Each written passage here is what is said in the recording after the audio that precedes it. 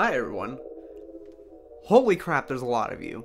So as you might have guessed, a lot has happened in the 2 weeks since I released my last video. And because it takes me about 2 months to make a new video, I decided I would make this quick one just to cover everything that's happened and make sure that everybody's up to speed. So this video is going to be a little bit looser and more of a talky video. And we're going to be covering a bunch of smaller things. So if there's anything you're not interested in, I'm going to list all the parts here. Feel free to skip ahead to anything you want to. So first off, I want to thank all of the new subscribers. I've been getting a ton of thoughtful, encouraging comments, which really means a lot. And I also want to thank all my old subscribers who saw my old garbage content and decided to give me a chance anyway.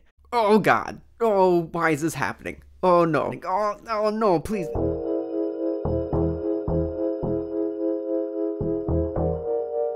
So 2 weeks ago, I uploaded this video, South Africa and the Far Right, Part 1. The point of this video was to debunk multiple far-right propaganda narratives about South Africa. And it had a very positive reception within the first few days, gathering around 5,000 views. But then one morning I woke up to see this. It turns out that somebody reported it and YouTube put it into a limited state. Now I did put in a repeal and I did contact the trusted flagger, but I have not heard back from anybody yet. So once I found out about this, I sent out a tweet and multiple people offered to mirror the video for me. I'll leave it to you to guess who had the motive to report that video. And just like every other time that the far right has mass flagged a video they didn't like, it completely backfired on them. Because counting all the views on the mirrors, this video has gotten so much more attention than it would have otherwise. And the video was actually getting so much attention that the journalist Tim Pool decided to do a video about it.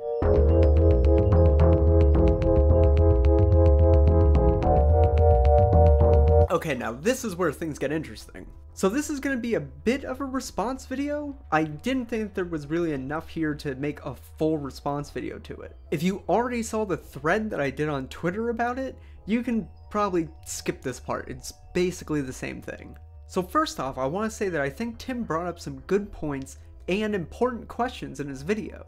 But I do think it's a little bit weird that Tim came across yet another example of leftist content that's debunking far-right propaganda getting flagged, like we've seen happen in ContraPoints, Sean and Jen, 3 Arrows, Alternative Facts, by groups on Poll and Discord servers that we know exist. See this video by Alternative Facts for more on that.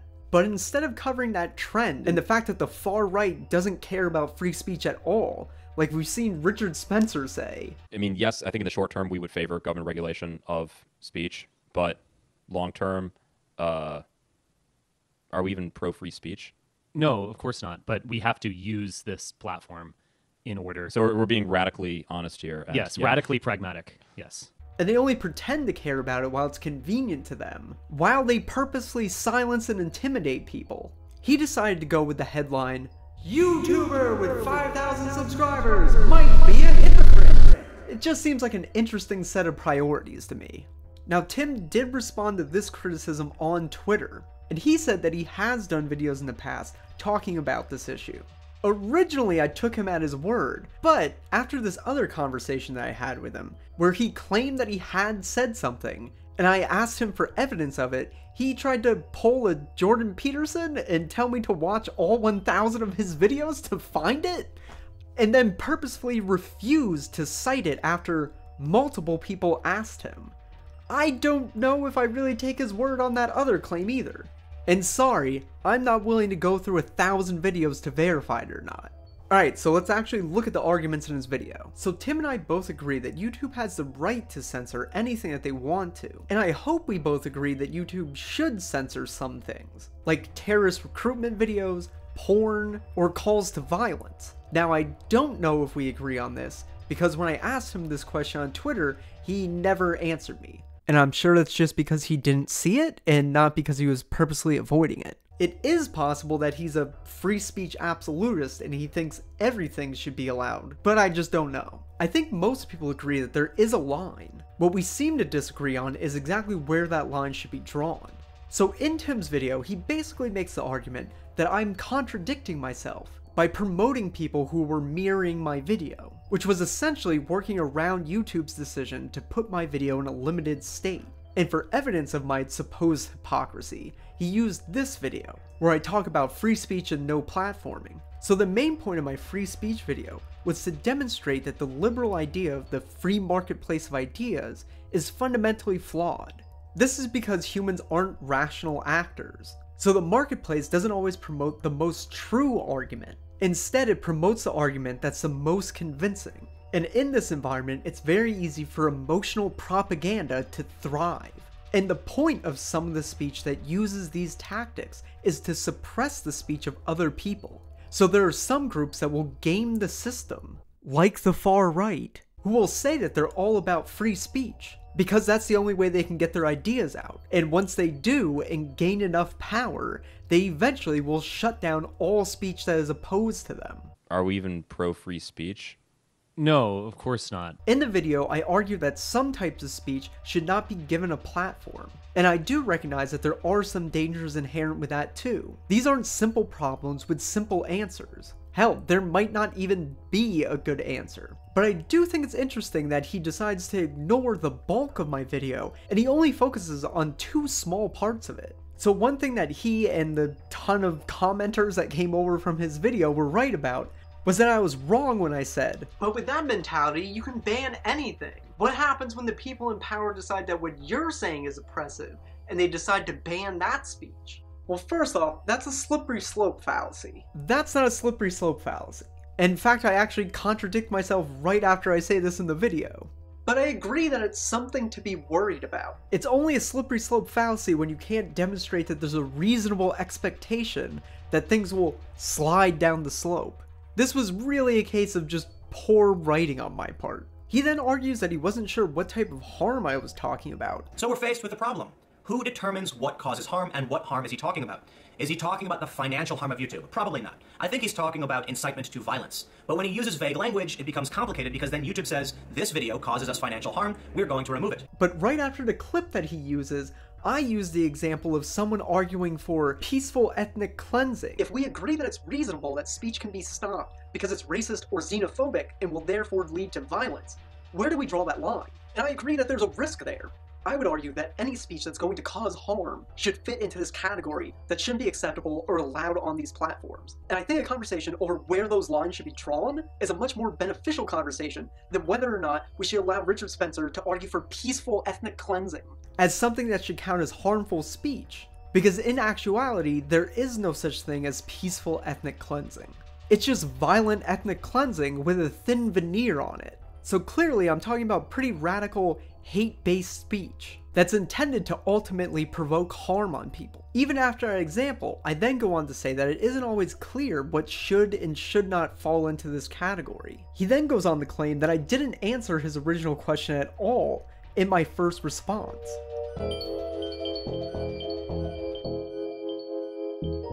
This stuff might come off as a little bit nitpicky, but I think it's important to show how he framed this entire argument.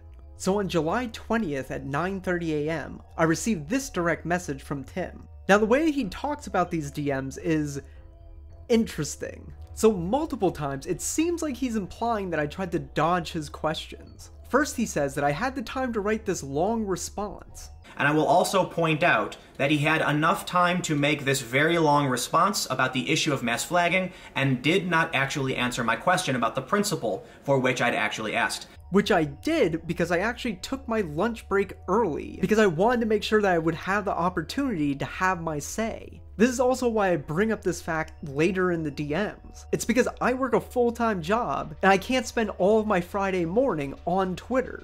He then says that I didn't answer him, but instead said, and then asked, regardless of how you think the system functions, YouTube has determined your videos could cause harm and removed it. Do you think bypassing that censorship is acceptable? He didn't answer, but instead argued that I wasn't giving him enough time. Now, maybe he wasn't paying attention when we were DMing each other, but if you look at the timestamps on this video, they were both sent within the same minute, and that's because this message is not a response to his question. It was a continuation of my original message. Tim asked that question as I was in the middle of writing that second comment. So this all seems a little bit dishonest that he's working this hard to make it look like I was avoiding questions. He then goes on to claim that I didn't answer his original question at all in my first response. And I will also point out that he had enough time to make this very long response about the issue of mass flagging and did not actually answer my question about the principle for which I'd actually asked. Now, I don't think that I avoided the question at all. I clearly said that if YouTube had a better track record with enforcement and communication, and also made it clear that my video debunking far-right propaganda was inappropriate, but the far-right propaganda that I was debunking was acceptable, then I would argue against that stance and that those are bad principles, but I wouldn't be okay with people mirroring my content. He said if YouTube had a better track record, or even if I was specifically told what part of the video was put into a limited state, I think you would have an argument. As things stand, I think this was a clear abuse of the system. My argument would be against what YouTube decides is inappropriate and deserving of censorship, not against the idea that YouTube should censor some content. I can argue that a system should exist while still criticizing it if I think it's being implemented in a flawed way or is being exploited without contradicting myself. If Tim thinks that some things like terrorist recruitment or calls to violence should be censored, then wouldn't he also find himself in the same dilemma that he says I'm in if his content is ever censored? Well, we just don't know because he never answered my question. I think the position that literally all speech should be allowed by every single platform is oversimplistic and short-sighted. It simply ignores the very real dangers that are inherent within that system. Finally, in responding to my point, that I found it strange that my video, which only had 5,000 views, was struck down, when there were many videos from the far right, which all had tens or hundreds of thousands of views. He made the argument that that somehow counted against me, because if they had that many views, it should be reasonable that the left also tried to flag all of them, but they were found to be okay when my video wasn't. I then said, if the far-right videos have more views, wouldn't it make sense that the left mass flags them as well? And first off, I don't know if there are leftist groups that will go out and mass flag videos. If there are, I don't agree with that. But if he's right, that either means that YouTube is okay with alt-right propaganda being on their website, but they aren't okay with videos debunking that alt-right propaganda. Or it would mean that the system isn't functioning properly, and the same standards are not being applied to everybody. And it seems like he agrees with the latter. It's also interesting that his video criticizing Lauren Southern was taken down, and Lauren Southern's documentary was not taken down. It says to me that the standards can't be applied effectively. So once again, I stand by my argument that this was clearly the far-right abusing a flawed system to silence opposition. Finally, I think the big problem here is something that I see repeatedly pop up when talking with more conservative-leaning people. And the problem is that it seems like centrists and conservatives want very simple answers to what they think are very simple questions. And unfortunately, that's just not how reality works. You can't pretend that a system that allows everybody to talk doesn't inherently hurt some people.